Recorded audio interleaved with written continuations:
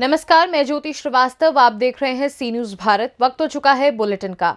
आज के इस बुलेटिन में चर्चा होगी बिजनौर की, जहां थाना नांगल क्षेत्र पुलिस और बदमाशों के बीच मुठभेड़ हुई, जिसमें 2 बदमाशों को पुलिस ने घायल अवस्था में गिरफ्तार कर लिया है। वहीं मुठभेड़ में फायरिंग के दौरान एक पुलिसकर्मी को भी गोली लगी है, जिसे तुरंत अस्पताल में भर्ती कराया गया है, जहां उसका इलाज किया जा रहा है। जानकारी के मुताबिक दोनों बदमाश किसी बड़ी घटना को अंजाम देने जा रहे थे, लेकिन उससे पहले ही पुलिस के हत्थे चढ़ गए। ये खबर हमारे संवाददाता सलीम हाशमी ने बिजनौर से भेजी है। इसके साथ ही बात होगी औरंगाबाद की, जहां लोकसभा प्रत्याशी भाजपा प्रदेश कार्य समिति सदस्य अनिल कुमार सिंह काराकाट मीडिया से बातचीत के दौरान विपक्ष पर जमकर वार करते हुए दिखे। मीडिया से बातचीत के दौरान उन्होंने विपक्ष पर करारा प्रहार करते हुए कहा कि महागठबंधन की काले कारनामे को एनडीए की सरकार लगातार जनता के बीच लाकर दिखाने का प्रयास कर रही है। साथ ही उन्होंने कहा कि जिसने जनता की कमाई को लूटा है उसे जेल में होना चाहिए। लेकिन विपक्षियों का कहना है कि लगातार ईडी की कार्यवाही के द्वारा लोकसभा चुनाव के पहले चुन चुनकर महागठबंधन को कमजोर करने का प्रयास किया जा रहा है। आइए जानते हैं इस दौरान उन्होंने और क्या कुछ कहा। देखिए, राजधर्म अपना काम कर रहा है। नरेंद्र मोदी का जो संकल्प है, ना खाऊंगा ना खाने दूंगा, उस धारा में काम हो रहा है। और उस धारा में कौन विपक्ष है और कौन पक्ष में है, इसकी चिंता बगैर किए भारतीय जनता पार्टी और उसका नेतृत्व और सक्षम नेतृत्व आदरणीय नरेंद्र मोदी जी का काम करता है। अब इसमें ईडी में आप क्या चाहते हैं कि विपक्ष के नाम पर आप फौजियों का ज़मीन बेच दीजिएगा? सेना के लिए जिसका सर्वोच्च बलिदान माना जाता है, उसका ज़मीन बेच दिया। कोयला घोटाला, इनके पिताजी भी मंत्री थे, कोयला मंत्री रहते हुए घर से भाग गए, खोजना पड़ा उस समय के प्रधानमंत्री को, कहाँ है मेरा मंत्री, बाद में आके सरेंडर किए। क्या चाहते हैं कि यहाँ पर नौकरी को, रेलवे के नौकरी को बेचा जाए, रेलवे को बेच दिया जाए और उसके बदले में आप नौकरी के नाम पर लोगों से ज़मीन लिखवा रहे हैं? ये शर्म की बात है। ऐसे लोग को सार्वजनिक जीवन में कहीं भी नहीं होना चाहिए। विपक्ष का जीवन तो बहुत बड़ा जीवन है। विपक्ष बहुत मर्यादा का चीज़ है और बहुत संघर्ष का चीज़ है। और वहाँ पर जब आप इस प्रकार के एकदम निम्न हरकत करते हैं, ये तो पॉकेटमार और गिरहकट का हरकत है। ये लोग कैसे निर्लजतापूर्वक समाज में और मीडिया में बयान देते हैं, ये हमारे लिए आश्चर्य का विषय है। लेकिन महागठबंधन का तो लगातार आरोप है कि जो लोग एनडीए में चले आए उनका पाप धुल गया। ये उनका कथन हो सकता है, लेकिन ऐसा नहीं है। जो लोग भी इसमें पकड़े जाएंगे वो लोग जेल जाएंगे। न खाऊंगा न खाने दूंगा का संकल्प है आदरणीय मोदी जी का, और उस संकल्प के आधार पर कार्य हो रहा है। इन लोगों को शर्म आनी चाहिए कि ये लोग इतने बड़े बड़े घोटालोबाज के साथ अपना इंडी गठबंधन बना रहे थे और इंडी गठबंधन आज बिखर गया, और फिर भी ये लोग चोरी से बाज नहीं आ रहे हैं। कैश पकड़ा गया साहब हेमंत के यहाँ, फिर भी थेथरलॉजी है, सारे डॉक्यूमेंट्स हैं, सारे प्रूफ हैं। क्या लगता है मजाक है क्या? यह देश संविधान से चलता है। बिना सबूत का कोई भी जांच एजेंसी किसी पे हाथ लगा देगी? ये संभव नहीं है। और ये लोग जो निर्लजतापूर्वक बयान दे रहे हैं, इसको पूरा विश्व देख रहा है, और भारत की जनता और बिहार और झारखंड की जनता तो देख ही रही है। क्योंकि महागठबंधन का तो आरोप है कि लोकसभा चुनाव सर पर है और महागठबंधन की मजबूती को देखते हुए लगातार इसे तोड़ने का प्रयास किया जा रहा है। अरे भैया, इस देश में हर एक साल चुनाव होता है। कोई वर्ष आपको याद है जिस वक्त चुनाव न रहा हो? हर एक वर्ष चुनाव रहता है इस देश में। तो इसमें कोई भी बहुत आश्चर्यजनक विषय नहीं है। चुनाव तो रोज आते रहेंगे, जाते रहेंगे। ये देश बचेगा तो सब बचेंगे, ना बचा तो कौन बचेगा? तो इस देश को जो खाने वाले लोग हैं, इस देश को जो खा जाने वाले लोग हैं, उन लोगों से इस देश को बचाना जरूर है। ये भ्रष्टाचार के दीमक हैं ये लोग, जो अपने देश को खाते हैं और पूरे अपने प्रजा को खाते हैं। और एक बात मैं आपके मीडिया के माध्यम से बताना चाहता हूँ, SC ST थानों का और कानून का दुरुपयोग से जो सही में इसके आहारता रखते हैं, उसका आप नुकसान कर रहे हैं। ये जो हेमंत सोरेन ने ईडी के अधिकारियों पर SC ST का केस कर दिया SC ST थाने में, ये दुर्भाग्य है इस देश का। और ये साबित करता है कि किस तरह से इस कानून को दुरुपयोग किया जाता है समाज में। इस विषय को भी समाज को देखना चाहिए। और वहाँ के SC ST के जो समाज के लोग हैं, उनसे मैं आपके मीडिया के माध्यम से अपील करूँगा कि वो लोग सब एक पत्र लिखकर लानत भेजें इस हेमंत सोरेन पर कि आपको जब अरेस्ट कर लिया गया तब आप थाना में केस करा रहे हैं। आपने चोरी किया है इसलिए आप पर केस हो रहा है, न कि आप SC ST हैं इसलिए आप पर केस है, आपको प्रताड़ित किया जा रहा है। कहना तो ये भी है कि हेमंत सोरेन को यहाँ गिरफ्तार कर उसको पार्टी को तोड़ने का कोशिश किया जा रहा है भाजपा के द्वारा। अरे भाई, मेरा बस चले, ईश्वर का बस चले, सनातन का बस चले तो उस पार्टी को तो ध्वस्त हो जाना चाहिए। जो पार्टी शुद्ध रूप से घोटाला, चोरी और डकैती फिरौती पर आधारित है। और क्या, झारखंड मुक्ति मोर्चा का कौन नहीं जानता है। ठेकेदारों से लेवी वसूलो, रोड से लेवी वसूलो, बस से लेवी वसूलो, और अब जो बचा तो गरीबों का, आदिवासियों का जमीन ये लोगों ने बेच दिया। लानत है ऐसे हेमंत सोरेन पर। महागठबंधन का तो कहना है कि ईडी की लगातार कार्रवाई से यहाँ पर मुझे लगता है कि राजनीतिक ही छोड़ दूं, केजरीवाल का ऐसा कहना है। राजनीति छोड़ दे केजरीवाल, किसने उनको रोक लिया? जो व्यक्ति अपने बच्चों का कसम खाकर कहता था कि कभी कांग्रेस से अलायंस नहीं करेंगे, कभी भ्रष्टाचार नहीं करेंगे, वो दारू में घोटाला में पकड़ा जा रहा है। उसके 2 सांसद जेल में हैं और वो कांग्रेस के साथ गठबंधन में करने जा रहा है। दिल्ली में गठबंधन किया उसने। तो क्या कहते हैं कि जो भाजपा के जो भी सांसद हैं, एनडीए के जो भी लोग हैं, सभी पाक साफ हैं? अगर कोई पाक साफ नहीं होगा तो उसको भी एनडीए बाहर निकालेगी। तो लगातार ऐसा मानना है कि 95% लोगों की जो कार्रवाई हो रही है विपक्षियों पर ही हो रही है। आखिर ऐसा क्यों? भाई, सारे विपक्षियों पर कहाँ हो रही है? कहाँ कोई CPI CPM का आदमी पकड़ा गया? कहाँ स्टालिन पकड़ा गया? वो भी तो हमारे विरोधी हैं। मतलब भूपेश सिंह बघेल को हम लोगों ने पकड़ लिया। अब कहना है कि जो गलती किया है उसका खमियाजा भुगतना पड़ रहा है। जो गलत करेगा उसको खामियाजा भुगतना पड़ेगा। नरेंद्र मोदी के शासनकाल में कानून का राज है और इस देश की अस्मिता और अखंडता के साथ जो खिलवाड़ करेगा उसको बख्शा नहीं जाएगा और न बख्शा जाना चाहिए। ये खबर हमारे संवाददाता रमाकांत सिंह ने औरंगाबाद से भेजी है।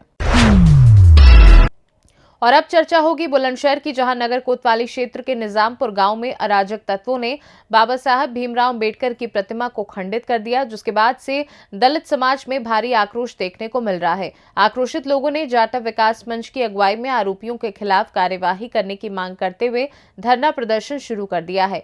वहीं प्रदर्शन की सूचना पाकर सीओ समेत पुलिस के आला अफसर मौके पर पहुंचे और लोगों को शांत करने का प्रयास किया। साथ ही धरना स्थल पर पुलिस फोर्स भी तैनात कर दी गई।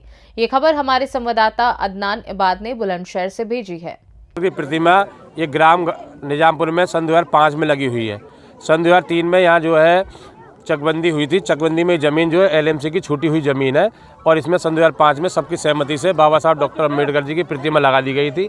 रात जो है कुछ असामाजिक तत्वों ने ये मूर्ति खंडित कर दी गई है और हम लोग सब जाटव समाज के लोग यहाँ सब इकट्ठित हैं और हमारी प्रशासन से मांग है जो ऐसे लोग हैं उनके खिलाफ जांच करके कार्रवाई की जाए और बाबा साहब की जो प्रतिमा टूटी है इस प्रतिमा को बदला जाए।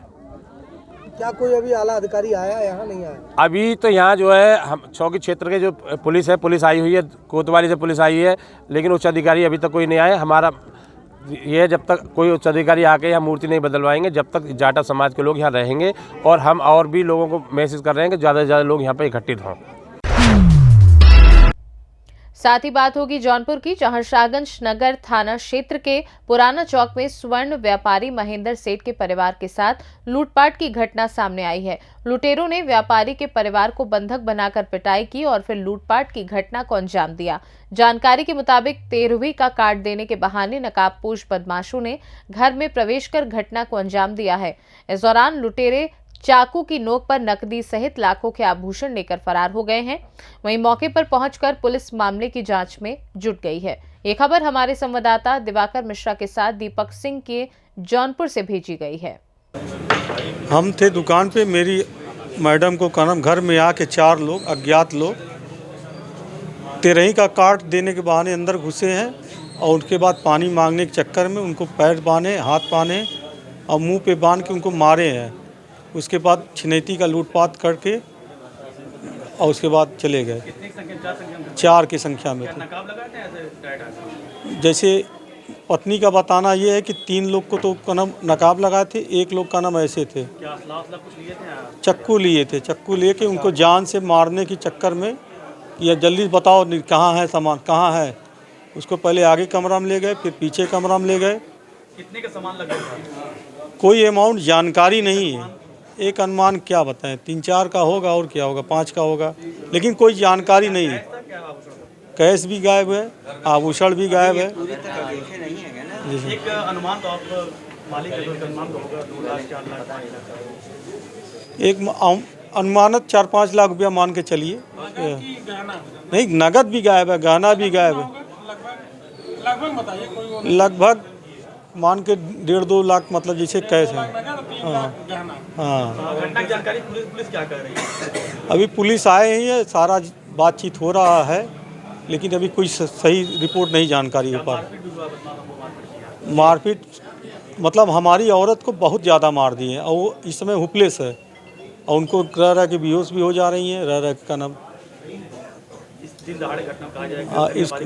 हाँ, ये घनी आबादी में पहली बार ऐसी घटना हो गई। उसको घटना का समय लगभग क्या था? लगभग हमारे पास 7:58 पे हमारे पास आया है कि घर में ऐसा वारदात हुआ है। फुटेज लगाओ घर में, ऐसा कुछ नहीं, फुटेज नहीं लगा है, बगल में लगा। और बल्कि अगल बगल है फुटेज। क्या नाम है आपका? महेंद्र कुमार सोनी नाम, पुराना चौक शाहगंज। पत्नी का नाम क्या है आपका? आज दिनांक 31 जनवरी 2024 को थाना शाहगंज कोतवाली पर शाम लगभग 8 बजे एक सूचना प्राप्त हुई, जिसमें पुराना चौक पर स्थित महेंद्र सेठ के आवास पर कुछ अज्ञात व्यक्तियों द्वारा 13वीं का कार्ड देने के बहाने उनके घर में प्रवेश किया गया। उनकी पत्नी को अकेला देखकर बल प्रयोग कर घर में रखी कुछ नकदी एवं आभूषण लेकर वे फरार हो गए। सूचना का तत्काल संज्ञान लिया गया एवं मौके पर थाना स्थानीय की फोर्स पहुंची। आसपास की सीसीटीवी फुटेज को खंगाला जा रहा है एवं सस्पेक्ट्स की खोजबीन की जा रही है। शीघ्र ही इसमें आवश्यक विधिक कार्रवाई की जाएगी। और अंत में बात होगी शाजापुर की, जहां कोदिया में सरस्वती शिशु विद्या मंदिर उच्चतर माध्यमिक विद्यालय में सरस्वती विद्या प्रतिष्ठान मालवा की योजना के अनुसार संकुल मासांत वर्ग कार्यक्रम संपन्न हुआ। कार्यक्रम में शारीरिक योग, प्राणायाम, वंदना, अभ्यास एवं सामूहिक शिक्षण सत्र में रजनीश त्रिवेदी सीएम राइस विद्यालय शुजालपुर के प्राचार्य का मार्गदर्शन प्राप्त हुआ। साथ ही सभी आचार्यों ने अपनी अपनी पाठ योजनाओं को प्रस्तुत किया, जिसमें TLM भी बनवाए गए। वहीं द्वितीय शिक्षण कालांश में समूह व्यवस्था रही, जिसमें सामाजिक विज्ञान समूह में आचार्य ने अपनी पाठ योजना प्रस्तुत की। इस माशांत वर्ग में जितेंद्र तिवारी, शुजालपुर प्राचार्य प्रवीण देश पांडे, कालापीपल प्राचार्य उपस्थित रहे। ये खबर हमारे संवाददाता रमेश राजपूत ने शाजापुर से भेजी है। सरस्वती विद्या प्रतिष्ठान मालवा की योजना अनुसार हमने जुलाई के माह में प्रांत स्तर पर बैठकर पूरे देश भर में एक राष्ट्रीय शिक्षा नीति को लेते हुए एक योजना बनाई गई। राष्ट्रीय शिक्षा नीति ऐसा कहती है कि आने वाले युग में प्रत्येक शिक्षक के 50 घंटे का उसका प्रशिक्षण होना अनिवार्य है। हमने उसी के तारतम्य में एक योजना बनाई कि पूरे मालवा प्रांत को हमने 6 विभागों में विभाजित किया है और प्रत्येक विभाग में लगभग 6 संकुल हमारे बने हुए हैं और प्रत्येक संकुल में 5 से 6 विद्यालयों में हमने उसको संकुल को माना है। प्रत्येक संकुल स्तर पर हमारे पूरे वर्ष भर में माह के अंतिम दिवस में सभी आचार्यों को सम्मिलित करते हुए प्रशिक्षण वर्ग का आयोजन किया जाता है, जिसमें हम 5 विषयों को महत्वपूर्ण रूप से लेते हैं। पहला है हमारा शारीरिक विभाग, दूसरा हमारा योग शिक्षा, तीसरा हमारा संगीत शिक्षा, चौथा हमारा नैतिक एवं आध्यात्मिक शिक्षा और 5वां है हमारा संगीत शिक्षा। इन 5 विषयों को लेकर 8.5 घंटे की हमारी एक योजना बनती है। उस योजना के अनुसार आचार्य का पाठ्यक्रम निर्धारित करके उनको प्रशिक्षित किया जाता है, ताकि हमारे जब 2025 में राष्ट्रीय शिक्षा नीति पूर्ण रूप से जब लागू होगी तो हमारे विद्यालय में छात्रों के लिए उनका सर्वांगीण विकास किस प्रकार से हो, इसका महत्वपूर्ण रूप से प्रशिक्षण उनको पूर्व प्राप्त हो। बस इन्हीं उद्देश्यों को लेकर ये आज अकोदिया मंडी के अंदर हमारा मासांतर वर्ग था और ये इस सत्र का 7वां मासांतर वर्ग हमारा लगा है। इसके बाद अगला जो मासांतर वर्ग लगने वाला है वो शुजालपुर मंडी में लगेगा। फिलहाल इस न्यूज बुलेटिन में बस इतना ही। देश दुनिया की बाकी खबरों को जानने के लिए आप देखते रहिए सी न्यूज भारत।